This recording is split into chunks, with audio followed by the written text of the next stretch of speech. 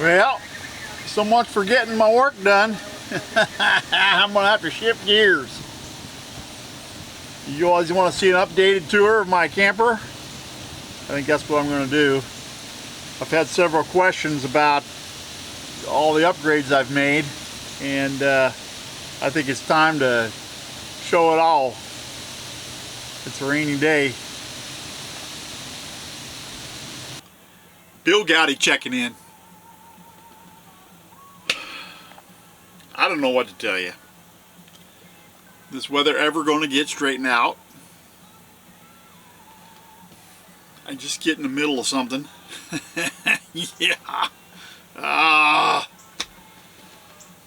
And then I got to shift gears. I've had a lot of questions. A lot of questions about my setup. So I'm going to try to answer as many questions as I can. I have a 2009 Chevy pickup truck with a 6.0 gasoline engine. Yeah, and there's been some discussion on whether I should have a diesel or a gas. And originally, who would have thought that I would be going to Corbin, Kentucky, and Dallas, Houston, Texas, for an extended period of time, hog hunting and YouTubery, and you know, I really didn't anticipate that much travel in this short a time. So I get gas mileage of about anywhere from 7. The best gas mileage I ever got was 12. Now my Ford F-250, the gas mileage was the best I got was 15, and I don't know, the lowest I suppose was around 7 as well. It had a 5.7 liter gas engine. This has a 6.0 liter. It's much more powerful, and the handling is so much better. But you got to keep in mind, I'm carrying a freezer. I have extra space. I have an extra cab. I removed the back seats out of the camper just for that extra space. Got a place to hang my clothes now. I got a freezer, so when I shoot hog or I go catch fish, I'm off the grid. I have a place to put this stuff. Plus, I carry all my food from home. I don't eat out. No, and that's even better. So I think that freezer cost me 150 bucks. It's a 5 cubic foot. And you know, I'm sure that the manufacturer doesn't recommend hauling one around, but if I would run out of power or not be able, I think I have at least 3 days that the things would stay frozen in there before I would have to come up with some solar energy or some plug-in or generator or something. Now, I've added the generator to the front. I have an option of putting my bicycle on the front or in the back. It all depends. If I'm hauling my boat or not hauling my boat, I can put the bike in the back and just leave the generator in the front. All the comforts of home. It's not very big. It's, you know, I'll tell you what, if you had a large family, a truck camper is not the answer. One person, it is ideal. 2 people could get by if all they wanted to do was not hang out in the camper.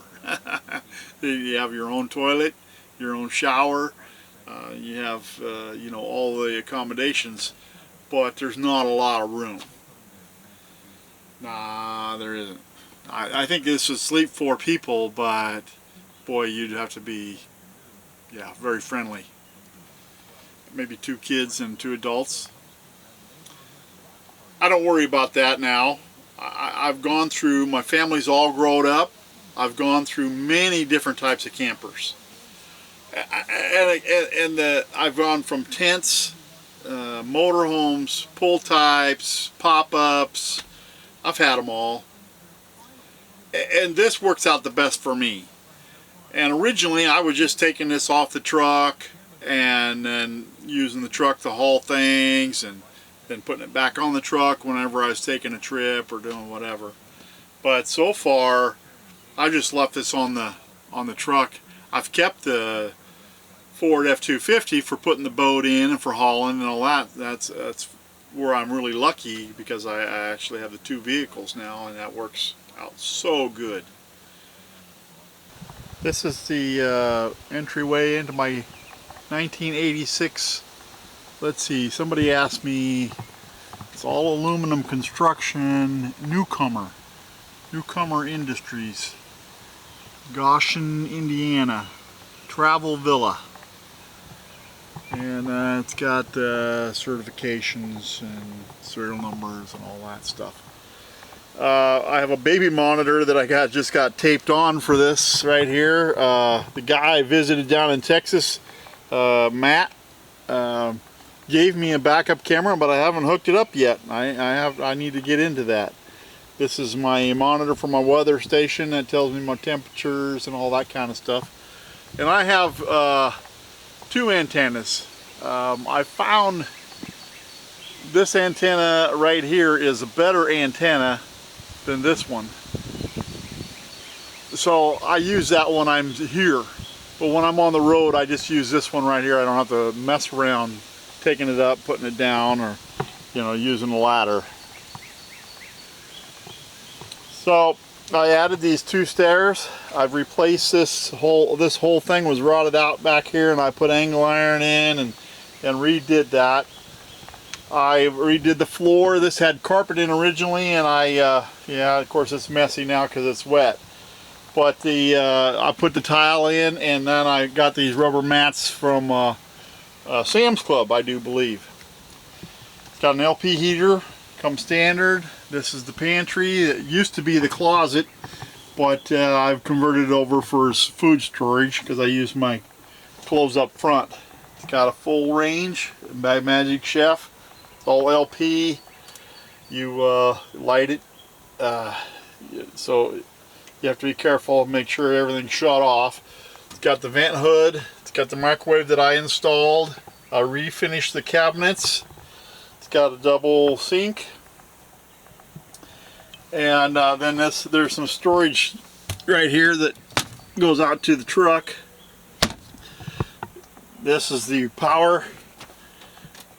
This is the shore power. It's got the circuit breakers, and then over here it's got the fuses for the 12 volt. This is the water pump. And then behind here is the water tank. And here's a water heater. And here's my refrigerator. And this isn't the original refrigerator. This is just a dormitory refrigerator I put in. It works on 110 only. The one that was in here was a dual purpose. I've added 200 watts of solar power on the top. And I don't know, can you see? Let me see if I can turn a light on for you. This is my battery monitors. You can see the battery voltage right there. It's a cloudy day and the batteries are at 13.4, but I'm not using much.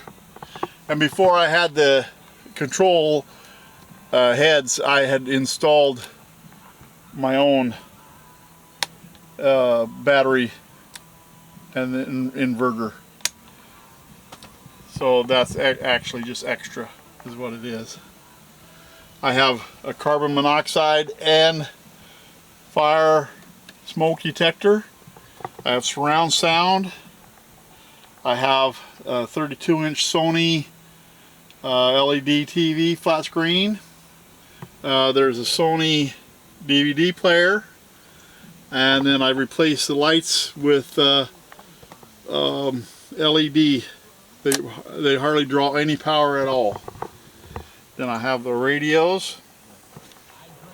And this is the scanner that I like to listen to, all the emergency crews and weather and all that kind of stuff. And this is the UHF radio. I'm sorry, VHF radio. And then this is the CB radio, which is sideband as well. This is my escape hatch. It allows you to get out. It also allows you to access the solar panels. That is my drone that Sovereign State Rebel gave me down at YouTubery. It's still in the package. I haven't got it out yet. I've just been so busy. This is the upper bunk. And then this table comes out and comes down here and sets in here and makes into a bunk. So you could supposedly sleep 2 kids here and then 2 adults up there.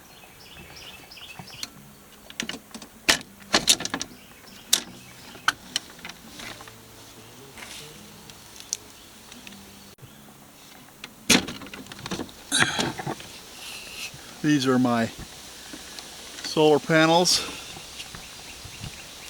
from Harbor Freight, and you can see it's been raining. Solar water heater. It works out real good. It's just a hose is all it is, wire tied on, and bypasses my water heater and heats up, and that works really good. My antennas for my scanner and my my VHF radio, and then this is my CB antenna. This is a must to have this time of year, is the air conditioning unit, and that works on 110. I think it draws 12 amps, and they make these with a heater unit as well, but this does not have heater, just the air conditioner. And I have to use my big generator to run it. My smaller generator, my 1850 watt generator, will not run it. However, my inverter for my solar energy will run it, but I only have 200 watts of solar panels, so I won't run it for very long. It'll run the batteries down, unfortunately. But the big generator will run it, and that's my savior right there. Or I look for a campground that has plugins. I installed this curtain. I salvaged it out of my old motorhome, and I'm telling you, that's really nice for a couple reasons. The vent off that air conditioner blows directly into that bunk area, and I can close that off just partially, not all the way, just partially, and block that air and yet still get the coolness without having a draft. I like that. It works out real good. But also, if you wanted to have privacy, you could have total privacy up there as well. This is my, I have 2 just deep cycle batteries in here that are from Walmart. I don't know, just a little over $100 a piece for the 2 batteries. My 2000 watt inverter I got for 100 bucks at Harbor Freight. Works out good. I have this extension cord going to the freezer, and then this is for my backup camera. I have a charging charger to charge these batteries. I can run it off the generator, or if I get into short power. So if I don't get enough solar energy, I can run the charger to charge those batteries back up if I have to. I have a port for the wires to come in and go out. Right here's where the LP tanks are.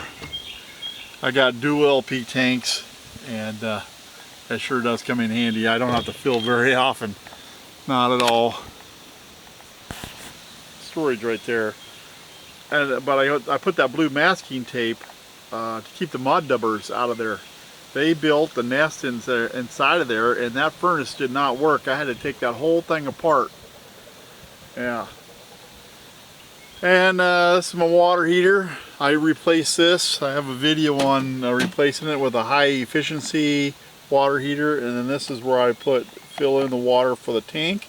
And then if I get into a campground that's got water, I can hook the garden hose right up to there.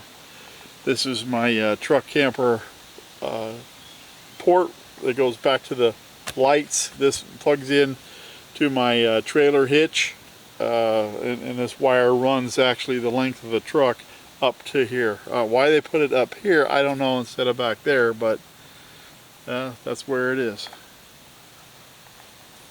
This has a sewage holding tank and a valve, slide valve right there. You can just go to the dump station and dump the tank. I hope you've enjoyed your little updated tour of my camper. You know, a camper is a personal choice. It really is. Your needs depend on you. I can't make a recommend. I've had a lot of people ask me what I recommend. Well, you know, I've had different campers because I had different needs all throughout my life.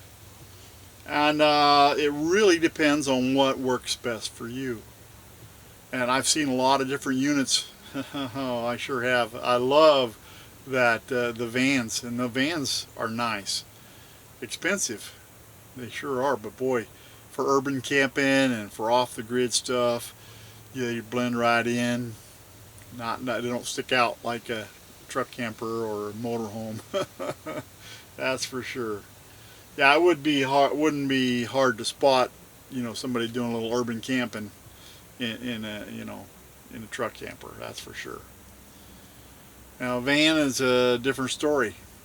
I like that, but you know, you're talking even less room in the van. And if there's only one person, yeah, it works out good, real good. I certainly hope I've answered some of your questions. Thank you for watching. Goudy out.